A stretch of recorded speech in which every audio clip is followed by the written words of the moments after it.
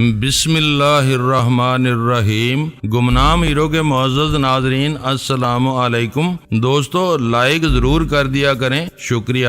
آئیے چلتے ہیں کہانی کی طرف۔ ہر دفتر کا سارا ریکارڈ انگریزی میں رکھا جاتا تھا۔ اول تو بیشتر سرکاری ملازمین کی انگریزی ناقص تھی، کچھ نو آموز ایسے بھی تھے جو سنگین غلطیاں کرتے تھے اور اپنے ساتھیوں کے ظالمانہ مذاق کا نشانہ بنتے تھے۔ دوئم یہ کہ ان میں سے کوئی انگریزی سے پیچھا چھڑانے کا آرزو مند نہیں تھا۔ وہ بات بہت معمولی اور اہم تھی۔ اگر پاکستانی دفاتر میں بھی قومی زبان رائج ہوتی تو دیو ناگری کے عادی بھارتی سیکرٹ ایجنٹ پاکستانی دفاتر میں اپنی مطلوبہ دستاویزات تک رسائی میں سنگین دشواریاں محسوس کر سکتے تھے۔ میں نے جھنجھلا کر کیسٹوں کا پورا کارٹن قالین پر الٹ دیا۔ کیسٹوں کی پرشور کھڑکھڑاہٹ سن کر عابد نے سر اٹھایا اور کیسٹوں پر نگاہ پڑتے ہی اپنی جگہ چھوڑ کر میرے پاس آ گیا۔ کسی ایک بار بھی انگریزی میں کچھ نہیں لکھا تھا۔ میں نے اس ڈھیر میں سے مزید کے چند کیسٹ دیکھ کر کہا، یہ کام مجھ پر چھوڑ دو۔ اس نے ہنستے ہوئے کہا، زبان کے معاملے میں ہندو بہت متعصب ہیں۔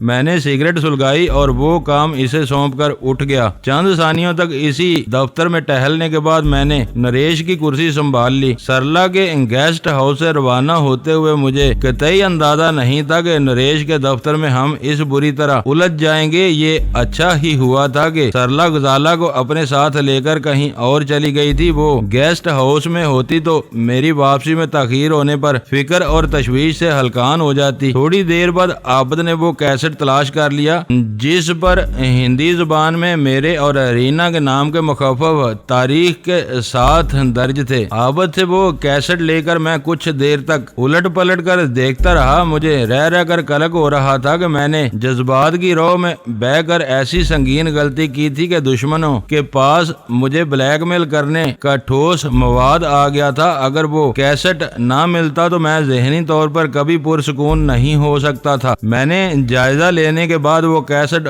فائلوں کے ڈھیر پر اچھال دیا۔ ابھی تم اس کے لیے اتنے مضطرب ہو رہے تھے، اب اسے یہاں کیوں چھوڑ رہے ہو؟ عابد نے حیرت سے پوچھا۔ یہ اس کمرے کی امانت ہے، اسے یہیں رہنا چاہیے۔ میں نے اپنے فنگر پرنٹس والے کاغذ بھی پھاڑ کر اسی طرف اچھال دیے۔ عابد دوبارہ کیسٹوں کی دیکھ بھال میں مصروف ہو گیا تھا۔ یہ سب گند ہے، اب اس میں کیا تلاش کر رہے ہو؟ میں نے بے چینی سے پوچھا۔ پچھلے دنوں ایک وزیر یہاں آئے ہوئے تھے جو کھلی محفلوں میں دل کھول کر شراب پیتے تھے اور پھر سرور میں آ کر لڑکیوں اور عورتوں سے چھیڑ چھاڑ کرتے تھے۔ اس نے ندامت آمیز لہجے میں بتایا، یہ باخبر حلقوں میں افواہیں تھیں کہ راہ والوں نے ان کی بعض رنگین راتوں کی خفیہ فلم بندی کی ہے۔ عابد کی زبان سے وہ ذکر سنتے ہی میرے ذہن میں روشنی کا ایک جماکہ ہوا جس میں اس دور کے ایک شوقین وزیر کا تاریک نام نمایاں تھا۔ ضروری نہیں کہ اس فلم پر وزیر کا پورا نام لکھا ہوا ہو، اس کی فلم مخفف کے حساب سے تلاش کرو۔ میں نے اسے مشورہ دیا۔ کسی کیسٹ پر کوئی نام نہیں ہے، سب پر مخفف ہیں،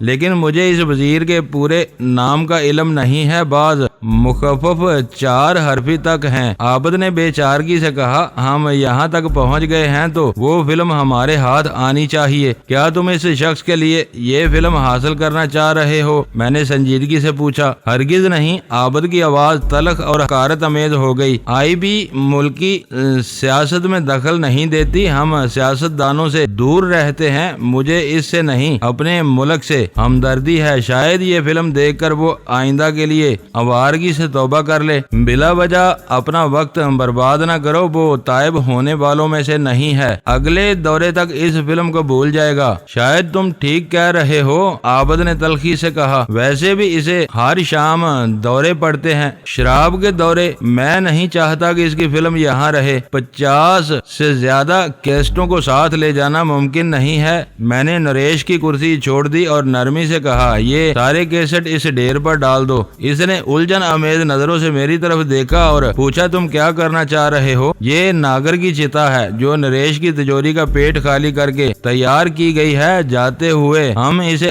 آگ لگا دیں گے۔ اس آگ میں سب کچھ جل کر بھسم ہو جائے گا، بچی ہوئی راکھ راہ والوں کے کسی کام نہیں آ سکے گی۔ تم ٹھیک کہہ رہے ہو، اس نے متعدد کیسٹ اٹھاتے ہوئے کہا۔ ہر سراغ مٹا دینے کا یہی ایک راستہ باقی رہ گیا ہے۔ ہم نے وہاں سے زیادہ ریکارڈ ساتھ نہیں لیا۔ عابد اور اس کے بڑوں کے لیے گرین کوبرا فائل بہت زیادہ اہم تھی۔ ہمیں اس کے ساتھ پاکستان سے تعلق رکھنے والی مزید 10 فائلیں مل گئی تھیں۔ 2 فائلیں بھارت اور CIA کے باہمی تعلق کے بارے میں تھیں۔ میں نے ناگر کے خون میں لتھڑے ہوئے بے جان چہرے پر نظر ڈالی۔ پیشانی کی ضرب، آگ اور زہر کے ملے جلے اثرات کے بعد شاید کوئی سرجن یہ سراغ نہیں لگا سکتا تھا کہ اس کی موت کس وجہ سے واقع ہوئی تھی۔ پنکھے کی ہوا سے اڑنے والے بعض کاغذ ناگر کی لاش پر آ گئے تھے۔ میں چند ثانیوں تک عبرت کا وہ منظر دیکھتا رہا۔ بڑے کارٹن میں سے برآمد ہونے والے تمام کیسٹ، کاغذات اور فائلوں کے ڈھیر پر ڈالنے کے بعد عابد تیزی سے اپنے تھیلے کی طرف متوجہ ہو گیا۔ ٹھہرو، تم اس میں کیا تلاش کر رہے ہو؟ میں نے اسے ٹوک دیا۔ ہم کوئی دستی بم استعمال نہیں کریں گے۔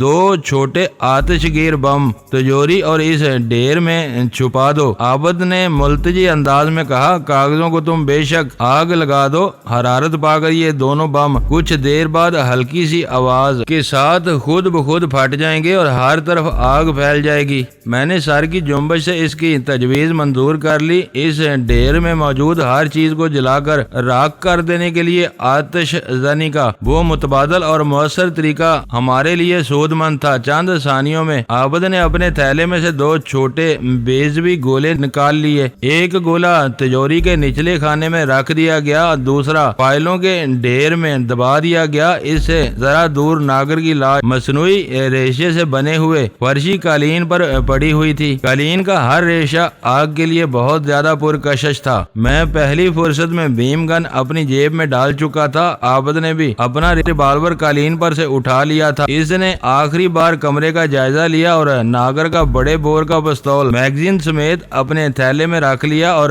پنکھے کا سوئچ آف کر دیا۔ عابد اور اس کے آدمی دشمن کی سرزمین پر اپنی بقا اور اپنے ملک کے تحفظ کی جنگ لڑ رہے تھے، جس میں ان کے لیے ہر آتشی ہتھیار بہت بیش قیمت تھا۔ عابد نے شولڈر اسٹرپ کے ذریعے بیگ کندھے پر لادا۔ میں نے دیا سلائی جلائی، اس سے ایک کاغذ کو آگ دکھائی اور پھر تیزی سے جلتا ہوا وہ کاغذ فائلوں وغیرہ کے انبار پر ڈال دیا۔ دیکھتے ہی دیکھتے دوسرے کاغذوں نے بھی آگ پکڑ لی۔ ہم کمرے کا بلب بجائے بغیر باہر نکل آئے۔ ساری فائلیں عابد کے قبضے میں تھیں۔ ناگر ایک بگولے کی طرح ہمارے اس مشن میں دخل انداز ہوا تھا۔ اس نے آتے ہی سب کچھ درہم برہم کر کے رکھ دیا تھا، لیکن آخر کار وہ ایک کتے کی سی موت مارا گیا تھا۔ عمارت کا چوکیدار شاید چھت کے کمرے میں پڑا بے خبر سو رہا تھا۔ ہماری واپسی کی راہ روکنے والا کوئی نہیں تھا۔ عمارت میں داخل ہوتے ہوئے ہم محتاط اور متفکر تھے، لیکن واپسی میں کوئی خطرہ نہیں تھا۔ ہم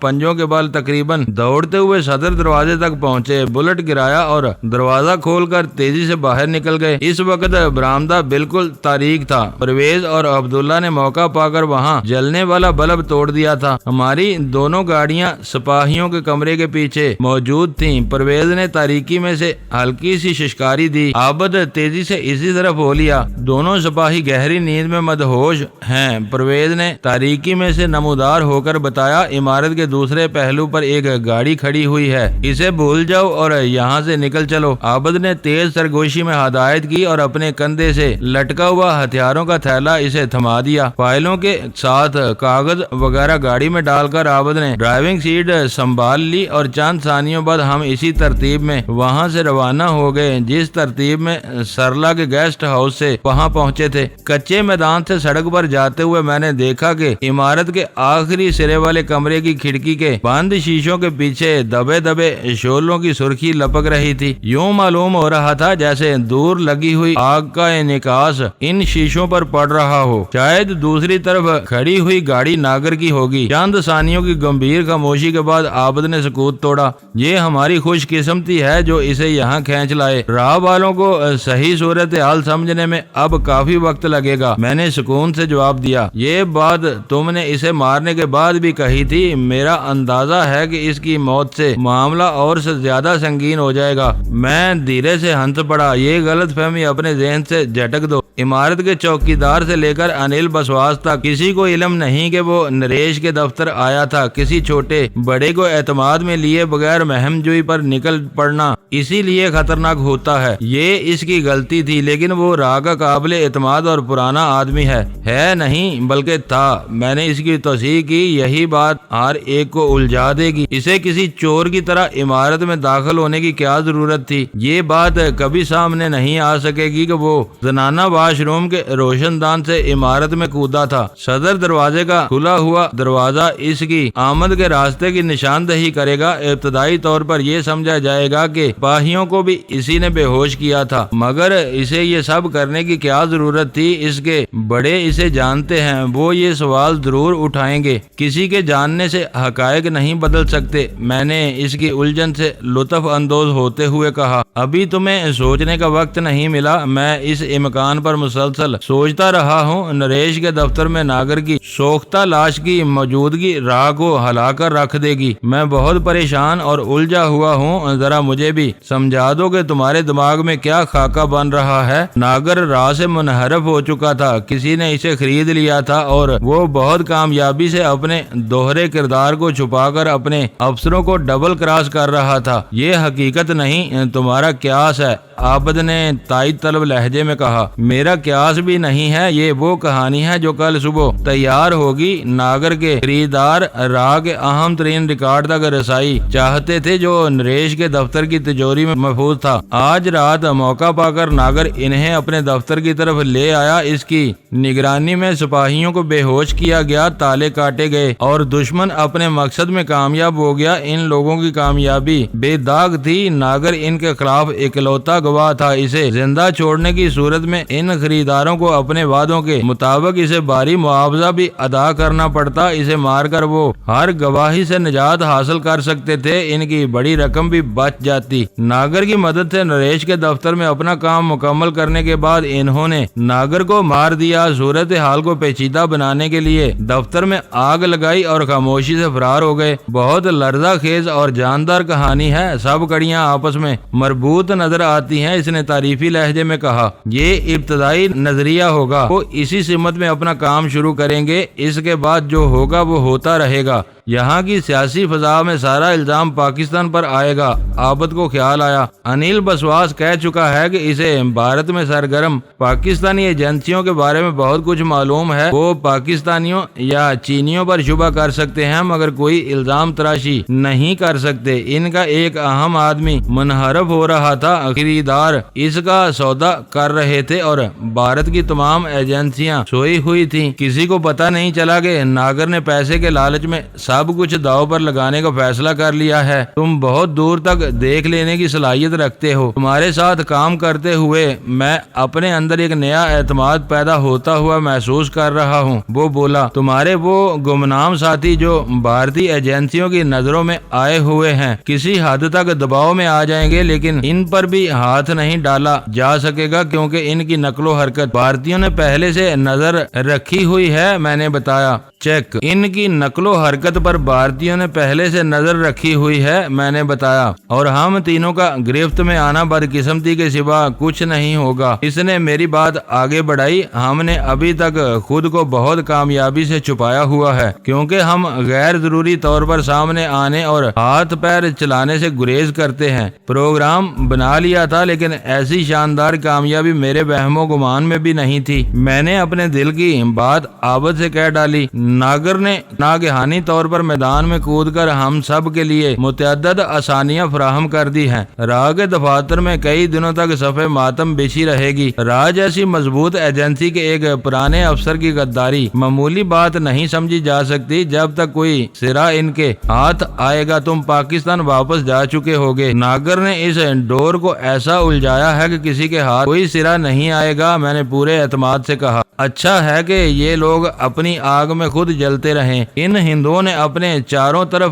بسے ہوئے پڑوسیوں کو خوف و ہراس میں مبتلا کیا ہوا ہے۔ افسوس اور بدقسمتی کی بات یہ ہے کہ امریکہ جیسی اکلوتی سپر پاور ان کی ہم نوا بنی ہوئی ہے۔ عابد نے اپنے دل کی بڑاس نکالی۔ شاید امریکہ کو بھارت سے اتنی محبت نہیں ہے جتنی چین سے نفرت ہے۔ چین کے خلاف دونوں کے مفادات مشترکہ ہیں۔ اس ایک نقطے پر امریکہ بھارتیوں کو ہر جائز اور ناجائز بات کی حمایت کرتا ہے۔ عابد کا ان موٹی موٹی سیاسی حقیقتوں سے واقف ہونا ضروری تھا۔ پھر تو امریکہ اور بھارت کو نیپال کا ہمدرد ہونا چاہیے۔ وہ ہمالیہ میں چین کا قریب ترین پڑوسی ہے۔ عابد نے دلیل پیش کی۔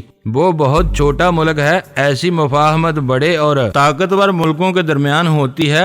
تمہاری ہر بات اپنی جگہ پر 100% درست ہوتی ہے۔ دونوں بڑوں نے مل کر کئی برسوں سے اس خطے میں چھوٹی قوموں کا جینا اجیرن کیا ہوا ہے۔ عابد نے ایک طویل اور گہرا سانس لے کر کہا، پاکستان چھوٹی قوموں میں سے سب سے بڑا ہے، اس لیے زیادہ عتاب میں رہتا ہے۔ بنگلہ دیش کے ساتھ بھی یہی سلوک ہو رہا ہے۔ میں نے اسے یاد دلایا، وہاں بھارتی ریشہ دوانیاں اتنی بڑھ گئی ہیں کہ رائے عامہ ایک قابل لحاظ پاکستان کے ساتھ قریبی مراسم کا مطالبہ کرنے لگی ہے۔ یہ ایک بہت بڑی تبدیلی ہے۔ میں حیران ہوں کہ نیپال جیسے چھوٹے اور امن پرور ملک میں راہ اتنی دلچسپی کیوں لے رہی ہے۔ میں نے اس کی بات کاٹ دی۔ تھوڑی دیر پہلے تم اس بارے میں کچھ بتانا چاہ رہے تھے۔ یہ ایک کھلی ہوئی بات ہے کہ بھارت میں شاہ بریندرا کو ان کے رجحانات اور جھکاؤ کی وجہ سے پسند نہیں کیا جاتا۔ ہر حربے میں ناکام ہونے کے بعد راہ نے شاہ کے گرد اپنا گھیرا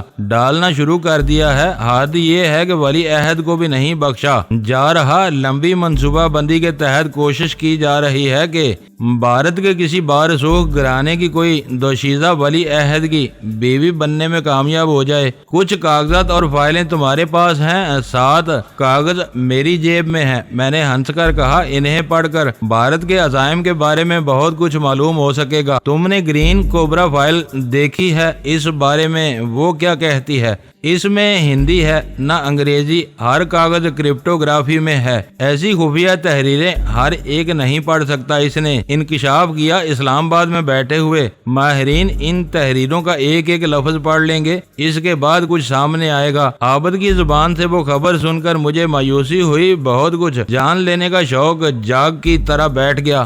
یہ سب فائلیں وغیرہ تم کس طرح پاکستان بھجواؤ گے؟ میں نے رسمی طور پر پوچھ لیا۔ ہم پاکستان کے سفارتی عملے سے دور رہتے ہیں، ورنہ سفارتی ڈاک کا تھیلا ہر اعتبار سے محفوظ رہتا ہے۔ تم نے ایک عام سی بات بتا دی ہے۔ میں نریش شرما کے دفتر سے حاصل کیے ہوئے ریکارڈ کے بارے میں پوچھ رہا ہوں۔ وہ چونک پڑا اور معذرت خواہانہ لہجے میں بولا، معاف کرنا، میں کسی اور خیال میں کھو گیا تھا۔ تم آج امرتسر اور پھر وہاں سے لاہور جا رہے ہو۔ ان فائلوں وغیرہ کی اہمیت کو تم سے زیادہ کون سمجھ سکتا ہے؟ تمہارے ذریعے یہ جلال صاحب تک پہنچے گی۔ میں سوچ میں پڑ گیا کیونکہ عابد کی تجویز اتنی سادہ اور سہل نہیں تھی۔ وہ اپنی دانست میں صحیح سمت میں سوچ رہا تھا۔ اس ریکارڈ کا دیر تک بھارت میں رہنا مناسب نہیں تھا۔ ان فائلوں اور کاغذوں کو جلد از جلد پاکستان پہنچ جانا چاہیے تھا۔ مجھے وہ کاغذ اپنے سر لینے میں کوئی عذر نہیں تھا، لیکن میں خود راہ والوں سے چھپ کر پاکستان فرار ہو رہا تھا۔ میری پوزیشن مخدوش تھی۔ میرے پاس اس قدر مختصر سامان تھا کہ اس میں 11 فائلوں اور بہت سے کاغذوں کا چھپانا ممکن نہیں تھا۔ دہلی سے امرتسر اور پھر اٹاری تک مجھے کہیں بھی کوئی رکاوٹ پیش آ سکتی تھی جب تک میں بھارتی سرزمین چھوڑ کر پاکستان کی سرحد میں داخل نہ ہو جاتا۔ مجھے اطمینان نہیں ہو سکتا تھا۔ ان فائلوں میں بیشتر کاغذات سرکاری تھے جو راہ کے لیٹر ہیڈ پر چھپے یا لکھے ہوئے تھے۔ اگر کہیں میرے سامان کی تفصیلی جانچ پڑتال کی نوبت آ جاتی تو میرے لیے اس سوال کا جواب دینا ناممکن ہوتا کہ راہ کے سرکاری کاغذات میری تحویل میں کیوں تھے۔ وہ ریکارڈ مجھ سے چھن سکتا تھا اور اس کی وجہ سے میری عافیت خطرے میں پڑ سکتی تھی۔ وہ کاغذات اتنے خطرناک تھے کہ جس غیر متعلقہ آدمی کی تحویل میں پکڑے جاتے وہ اپنی قومیت سے قطع نظر ایک ایک بڑے عذاب میں مبتلا ہو جاتا۔ میں نے عابد کی وہ تجویز سن ضرور لی تھی مگر اسے فوری طور پر کوئی جواب نہیں دیا۔ میں ان کاغذات کو عابد کی ذمہ داری بنا کر اپنی جان نہیں چھڑانا چاہتا تھا بلکہ پوری نیک نیتی کے ساتھ ان فائلوں وغیرہ کو جلد از جلد پاکستان بھجوانے یا لے جانے کا خواہاں تھا۔ اس بارے میں سوچے سمجھے بغیر کیا جانے والا کوئی بھی غلط فیصلہ ہم میں سے کسی کے گلے کی ہڈی بن سکتا تھا۔ ہمیں راہ کے دفتر سے روانہ ہوئے خاصی دیر ہو چکی تھی۔ میں نے اضطراری طور پر گردن پیچھے گھمائی تو سڑک تا حد نظر ویران پڑی ہوئی تھی۔ G3 اور G4 کہاں غائب ہو گئے؟ میں نے متوحش لہجے میں عابد سے پوچھا۔ یہ بات میں تمہیں بتانا بھول گیا تھا، اس نے خفت آمیز لہجے میں کہا۔ یہ طے ہو چکا تھا کہ ہماری کامیاب واپسی وہ سیدھے اپنے ٹھکانے کی طرف نکل جائیں گے۔ ہم کو غیر ضروری طور پر ایک دوسرے کے قریب نہیں رہنا چاہیے۔ اچھا فیصلہ تھا مگر میرے علم میں آنا چاہیے تھا۔ اب ہم دونوں کہاں جا رہے ہیں؟ میں نے اپنی ناپسندیدگی کا خفیف سا اظہار کرتے ہوئے سوال کیا۔ ہم گیسٹ ہاؤس ہی جائیں گے، اس کی آواز سے بدستور ندامت جھلک رہی تھی۔ میں نے روشن ہندسوں اور سوئیوں والی ریسٹ واچ پر نگاہ ڈالی۔ اس وقت صبح کے 4 بجنے والے تھے۔ میں نے نرمی سے کہا، گیسٹ ہاؤس کے بجائے کیوں نہ اسی ٹھکانے کا رخ کیا جائے جہاں سرلا غزالہ کے ساتھ گئی ہوئی ہے۔ 4 بجنے والے ہیں۔ عابد نے ڈیش بورڈ کی گھڑی کی طرف دیکھ کر کہا، ایسا نہ ہو کہ ہم ادھر پہنچے اور وہ دونوں گیسٹ ہاؤس کے لیے نکل چکی ہوں۔ ویسے بھی وہ ٹھکانہ میرا دیکھا بالا نہیں ہے، ایک مرتبہ رات کے وقت گیا تھا، شاید اس وقت یادداشت میرا ساتھ نہ دے سکے۔ ٹھیک ہے پھر گیسٹ ہاؤس ہی چلو، وہاں سے تھوڑی دیر بعد ایئرپورٹ کے لیے نکلنا ہوگا۔ ہمارے ٹکٹ کہاں ہیں؟ صبح کی پرواز پر دونوں نشستیں کنفرم ہیں، ٹکٹ ایئرپورٹ پر تیار ملیں گے۔ ہم دونوں خاموش ہو کر اپنی اپنی سوچوں میں ڈوب گئے۔ گاڑی تیزی سے اپنا سفر طے کرتی رہی۔ میرے ذہن میں رہ کر وہ خدشات سر ابارنے لگے تھے جن کا ذکر میں غزالہ کی زبان سے سن چکا تھا۔ ہم پاکستان کے بدترین دشمن ملک کی سرزمین پر تھے اور اس کی رسوائے زمانہ سیکرٹ سروس راہ سے برسرے پیکار تھے۔ راہ والے اتنے مکار اور چالاک لوگ تھے کہ اپنے سائے تک سے بھڑکتے تھے اور کسی پر اعتماد نہیں کرتے تھے، لیکن میرے ساتھ پیش آنے والے واقعات میں کچھ یوں محسوس ہو رہا تھا جیسے انل بسواس اور نریش شرما کی عقلوں پر برف جم گئی ہو، یا پھر وہ اپنے گھر میں ہونے کی وجہ سے ضرورت سے زیادہ پر اعتماد ہیں۔ بھارت میں ہماری بے در پہ کامیابیاں قابل فخر تھیں، لیکن ان میں تشویش کا ایک بھیانک پہلو بھی پنہاں تھا۔ ہر دلیل جواز اور واقعات کے پیچو خم کے باوجود مجھے اندیشہ محسوس ہو رہا تھا کہ بھارتیوں کی وہ خاموشی کسی بڑے طوفان کا پیش خیمہ بننے والی تھی۔ وہ طوفان ہماری واپسی کے سفر کے کسی بھی مرحلے پر سر اٹھا سکتا تھا۔ سفر کا باقی حصہ خاموشی سے طے ہو گیا۔ میں اپنی سوچ میں ڈوبا ہوا تھا۔ عابد علی اپنی کسی فکر میں غلطاں تھا۔ رات بیت چکی تھی۔ دہلی کی فضاؤں میں صبح کے فصوں خیز اندھیرے کا ابتدائی دور تھا۔ میری ریسٹ واچ 4 بجا چکی تھی۔ اس وقت دہلی کی سڑکیں سنسان پڑی ہوئی تھیں، ہر طرف سناٹے کی حکمرانی تھی۔ اس سکوت کو بس کہیں کہیں آوارہ کتوں کی آوازیں برہم کر رہی تھی۔ پورے شہر کی طرح سرلا دیوی کے گیسٹ ہاؤس پر بھی رات کا گہرا سکوت چھایا ہوا تھا۔ اس گھر کے مختلف کمروں میں رہنے والے اپنے دن بھر کی مصروفیات سے تھک ہار کر نیند کی دیوی کی محبت بھری آغوش میں سوئے ہوئے تھے۔ سرلا یا اس کی گاڑی کا دور تک کوئی پتہ نہیں تھا۔ ہم اس مختصر سے بنگلے کا دروازہ کھول کر دبے قدموں احاطے میں داخل ہوئے۔ عابد علی نے راہ کے دفتر سے اڑائی ہوئی فائلوں کا پلندہ پوری احتیاط اور مضبوطی کے ساتھ یوں اپنی بغل میں دبایا ہوا تھا جیسے ذرا سی بھی بے پرواہی کی صورت میں وہ فائلیں اس کی تحویل سے نکل کر کھلی فضا میں تحلیل ہو جائیں گی۔ سرلا ابھی تک نہیں لوٹی۔ اپنے کمرے کا تالا کھولنے کے بعد عابد علی بڑبڑایا، تمہاری امرتسر کی پرواز نہ نکل جائے۔ دوستو ویڈیو کو لائک ضرور کر دیا کریں۔ ISI پاک آرمی زندہ باد، پاکستان پائندہ باد۔ معزز ناظرین، اپنا خیال رکھیے گا اور اپنے اس چینل کا بھی شکریہ۔